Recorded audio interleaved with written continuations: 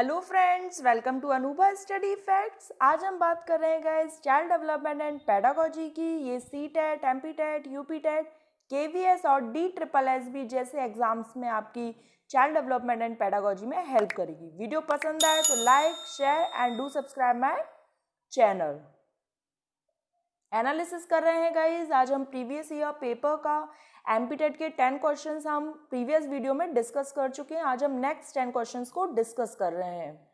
First question है आपके सामने, what could be the best way for a teacher to motivate children in the early adolescence year to go improve academic performance and develop interest in school. एक शिक्षक के लिए बच्चों को उनकी शुरुआती किशोर अवस्था में शैक्षिक प्रदर्शन में सुधार करने और विद्यालय में रुचि विकसित करने के लिए प्रेरित करने का सबसे अच्छा तरीका हो सकता है। फर्स्ट है increase peer pressure, competition, induce fear of test scores and failure through learn helplessness, improve intrinsic motivation by developing concentration on learning tasks and enhance confidence in their intellectual abilities, and fourth one provide rewards and incentives। तो guys यहाँ पर अब हम जैसे ये हमें कोई question है उसका आंसर नहीं आ रहा है तो सबसे पहले हम कैंसिल करना सीखेंगे। तो देखिए इन्होंने कहा है कि यहाँ पर जो प्रेशर है उसको इंक्रीज करते हैं, तो प्रेशर को कभी इंक्रीज नहीं करते, तो ये ऑप्शन गलत हो गया। फिर है इंड्यूस फियर ऑफ टेस्ट, उस चीज को आप ये बताएं असफलता के डर कम करके मतलब इंड्यूस करें फियर टेस्ट, तो भाई ये भी नहीं होगा। उसके बाद है इम्प्रूव इंट्रिंसिक मोटिवेशन, ये अच्छा है। फिर है प्रोवाइड रिवार्ड, तो हर जगह पुरस्कार नहीं दिए जाते, तो ये वाला कैंसिल हो जाएगा। अब बचा क्या, ये, तो आपका आंसर क्या होगा, इम्प्रूव इंट्रिंसिक मोटिवेशन। मोटिवेशन जहां कहीं भी दिख जाएगा ये एक प्लस पॉइंट है। By developing concentration on learning task and enhance confidence, confidence जहां पर भी दिख जाए, कॉन्फिडेंस हो गया, मोटिवेशन हो गया, मोटिवेशन में भी इंट्रिंसिक मोटिवेशन हो गया, तो ये आप सबको आना चाहिए कि ये प्लस पॉइंट होते हैं। लेकिन जहां कहीं भी आपको प्रेशर दिख जाए वो कुछ नहीं होगा, रिवॉर्ड्स हो जाए वो आपका नहीं हो सकता। इस तरीके से हम गाइस नेगेटिव चीज़ों को कैंसिल करके एक पॉजिटिव आंसर की तरफ पहुंच सकते हैं। इंट्रिंसिक मोटिवेशन वो होता है जब बच्चा खुद से कुछ करना चाहता है।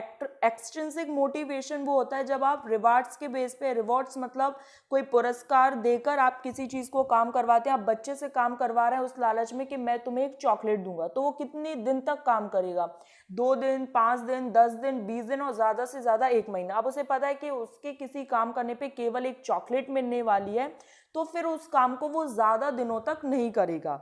लेकिन अगर बच्चे से आप कह रहे हैं कि आप होमवर्क करोगे तो आपको नॉलेज मिलेगी और वो बच्चा खुद से कुछ नॉलेज गेन करना चाहता है, तो वो इंट्रिंसिक मोटिवेशन होगा। सेकंड क्वेश्चन पर चलते हैं guys. Extreme deficits in social understanding is common in what childhood disorder.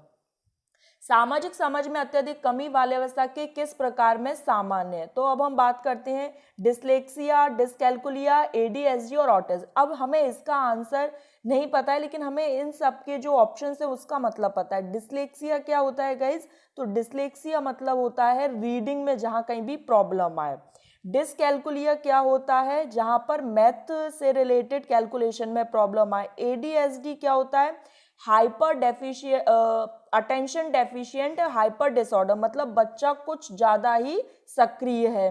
तो इन तीनों का आंसर ये तो हो नहीं सकता क्योंकि यहाँ पर रीडिंग प्रॉब्लम नहीं है। बच्चा सामाजिक समझ, मतलब बच्चे में क्या प्रॉब्लम आ गई है, वो सोशल अंडरस्टैंडिंग में प्रॉब्लम है, तो इसका आंसर ऑटिज्म होगा। मतलब बच्चे में कौन सा रोग हो गया है, बच्चे में ऑटिज्म रोग हो गया है। लेकिन अगर आपको ये बोलता कि आपको किस में रीडिंग में प्रॉब्लम है तो डिसलेक्सिया हो जाता, आपसे कहता मैथ्स में प्रॉब्लम है तो डिसकैल्कुलिया हो जाता, आपसे कहता कि बच्चा हाइपर एक्टिव है, अति सक्रिय, तो एडीएचडी हो जाता। लेकिन यहाँ पर ऐसा कुछ नहीं है, इसका मतलब इसका आंसर ऑटिज्म होगा। ऑटिज्म में क्या होता है, बेसिकली बच्चा जो होता है वो सोशली इन्वॉल्व नहीं हो पाता है, कम्युनिकेशन में प्रॉब्लम आती है, एक ही चीज़ को बार बार बोलता रहता है, खुद से समाज में जाने से डरता है, अपने आप को रोकता है कि वो समाज में उठे बैठे नहीं, चार लोगों के सामने बात ना करे। थर्ड क्वेश्चन है humanistic theory of personality is proposed by. व्यक्तित्व का जो मानवतावादी सिद्धांत है वो किसके द्वारा दिया गया? अब्राहम मैस्लो के द्वारा, कार्ल रोजर्स द्वारा, पेवलोव के द्वारा और कार्ल युंग के द्वारा। तो अब जो इसमें ह्यूमनिस्टिक जो थ्योरी है वो किसके द्वारा दी गई थी? अब्राहम मैस्लो और कार्ल रोजर्स दोनों के द्वारा। किसके द्वारा दी गई थी गाइस? अब्राहम मैस्लो और कार्ल रोजर्स दोनों के द्वारा यहाँ पर ये थ्योरी दी गई थी। लेकिन अगर मेन इंपॉर्टेंट रोल की बात करें तो अब्राहम मैस्लो का नाम आता है। किसका नाम आता है? अब्राहम मैस्लो का यहाँ पर नाम आएगा। लेकिन अगर ऑप्शन में ये है कि बोथ ऑफ देम, तो आप दोनों की तरफ जाएंगे, अब्राहम मैस्लो और कार्ल रोजर्स। लेकिन अगर इन दोनों में भी कोई एक पूछा है, मतलब ये बात आ रही है कि कौन ज़्यादा इंपॉर्टेंट, अब्राहम मैस्लो। ये इन्होंने नीड ऑफ हायरार्की दी है, जिसमें फिजियोलॉजिकल नीड की बात की है, इन्होंने बिलोंगिंगनेस की बात की है, और उसके बाद सेल्फ एस्टीम की बात की है, सेल्फ एक्चुअलाइजेशन की बात की है। इस तरीके से इन्होंने हायरार्की, नीड ऑफ हायरार्की दी है, जिसे हम थ्योरी वाले सेशन में अच्छे से डिस्क्राइब करेंगे।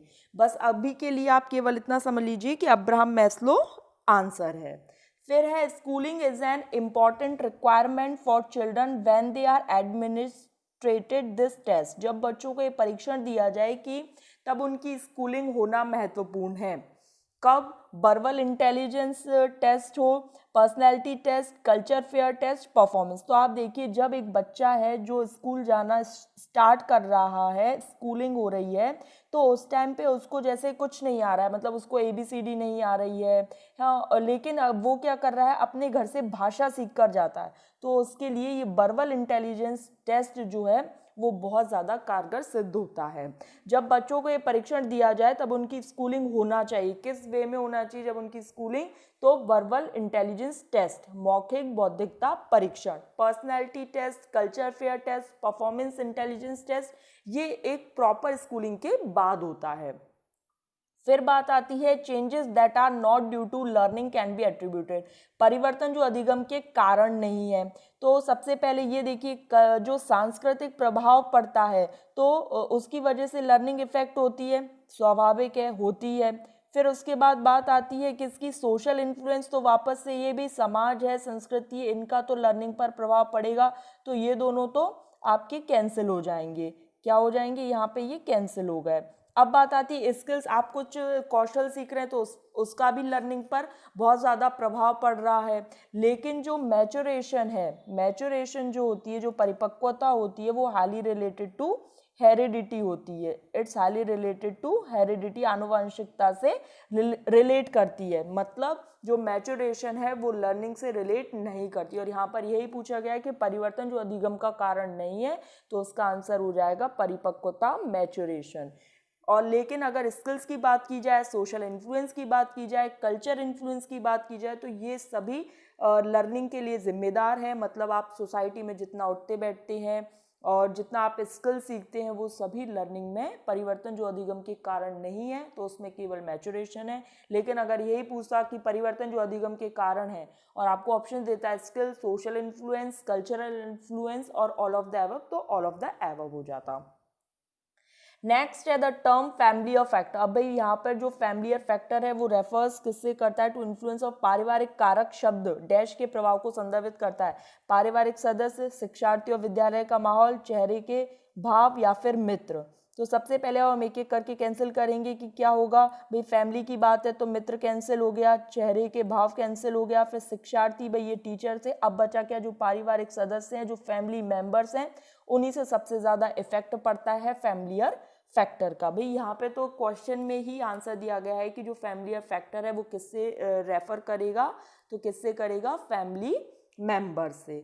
आई होप यहाँ तक, अभी तक जितने भी हमने 5-6 क्वेश्चंस करे हैं, आपको अच्छे से क्लियर हो गया होगा। आप चीज़ों को समझ पा रहे होंगे कि हमने किस तरीके से क्वेश्चंस को सॉल्व करना है। अगर हमें कोई आंसर नहीं भी आ रहा है तो हमें डरना नहीं है, हमें ये देखकर चलना है कि हम किसको क्रॉस कर सकते हैं और बाद में क्या ऑप्शंस बच रहे हैं। फिर उसमें भी जो मोस्ट इम्पॉर्टेंट है और ऐसा लग रहा है कि हाँ ये इसका रीज़न हो सकता है, तो हम उसी की तरफ जाएंगे। ऐसा नहीं है कि अगर एग्ज़ाम टाइम में हमें नहीं आ रहा है तो हम डर जाएं। हम एक एक करके नेगेटिव करते जाएंगे कि हाँ भाई ये नेगेटिव है, इसको कैंसिल करो, ये नेगेटिव है, इसको कैंसिल करो।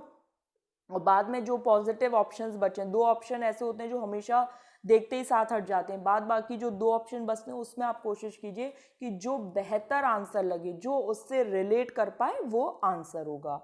नेक्स्ट बात करते हैं, the role of heredity starts in an individual's life at the time of. आनुवंशिकता की भूमिका किसी व्यक्ति के जीवन के समय में शुरू कब होती है? तो भाई जो हेरिडिटी है वो कब मिल जाता है? गर्भ धारण के समय। जब एक महिला गर्भ धारण करती है उसी समय बच्चे में जो जीन्स आने होते हैं, क्रोमोसोम्स के ट्रांसफर की वजह से जो भी कैरेक्टरिस्टिक्स होते हैं वो eight the time of conception, गर्भ धारण के समय आ जाते हैं। तो सबसे पहले ऐसे कैंसिल कर सकते हैं भाई, विद्यालय जाने से, मैच्योरिटी से इसका कोई संबंध नहीं। जन्म और कॉन्सेप्शन 2 ऑप्शन बच रहे थे, तो जिसमें कॉन्सेप्शन ज़्यादा सही है इन कंपैरिजन टू बर्थ। इस तरीके से आप चीज़ों को नेगेटिव जो ऑप्शन है उनको हटाकर एक पॉजिटिव ऑप्शन की तरफ जा सकते हैं कि जब गर्भधारण होता है तभी जो क्रोमोसोम के ट्रांसफ़र की वजह से, जीन की वजह से जो भी हमको लक्षण मिलते हैं हमारे पेरेंट्स से, वो मिल जाते हैं। और हेरिडिटी क्या है? वही आनुवंशिकता क्या है? माता पिता से उन्हीं के ऑफ स्प्रिंग यानी उन्हीं के जो बच्चों में जो आनुवंशिक लक्षण होते हैं वो जाना। जैसे आपका आई कलर हो गया, हेयर कलर हो गया, और करली हेयर है किसी पेरेंट्स के तो बच्चे में भी मोस्ट ऑफ द चांसेस रहते हैं कि करली हेयर हो। ये सब हेरिडिटी कहलाती है, आनुवंशिकता कहलाती है। आनुवंशिकता के फादर कौन है? तो ग्रेगर जॉन मेंडल हैं। और आनुवंशिकता के ऊपर, जेनेटिक्स के ऊपर एक पूरी थ्योरी है साइंस में। अगर आप पढ़ना चाहते हैं तो आपको एक अलग से प्लेलिस्ट है साइंस की, उसमें इजीली मिल जाएगी, चैनल पर अपलोडेड है।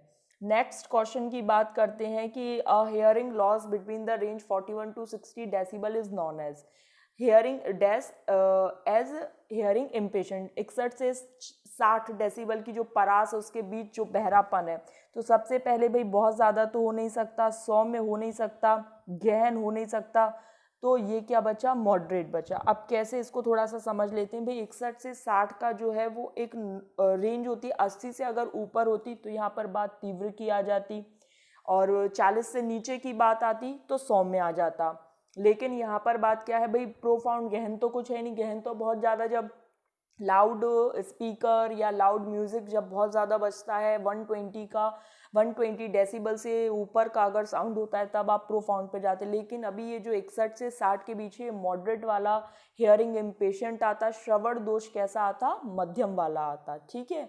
और जो साउंड की जो यूनिट होती है वो डेसिबल होती है, ये आप सभी को पता होगा। और अगर नहीं पता है तो क्वेश्चन ऐसे बन जाते हैं कि यूनिट ऑफ साउंड जो होती है वो क्या है? तो डेसिबल है। और जो एक व्यक्ति जो नॉर्मल रेंज जो होती है, आप 20 से 20,000 तक की सुन सकते हैं। 20 से जो नीचे की है वो आप नहीं सुन सकते, 20,000 से ऊपर की नहीं सुन सकते।